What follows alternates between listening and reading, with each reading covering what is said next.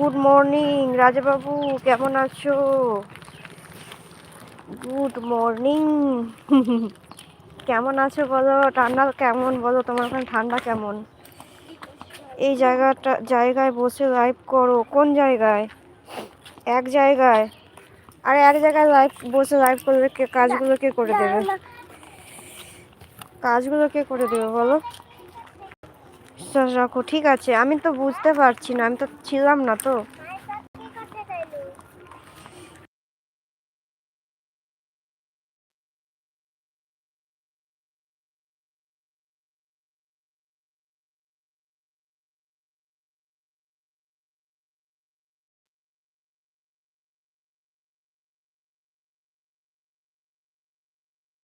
একটু খারাপ ছিলাম, তোমাকে দেখে বিন্দাস হয়ে গেছে।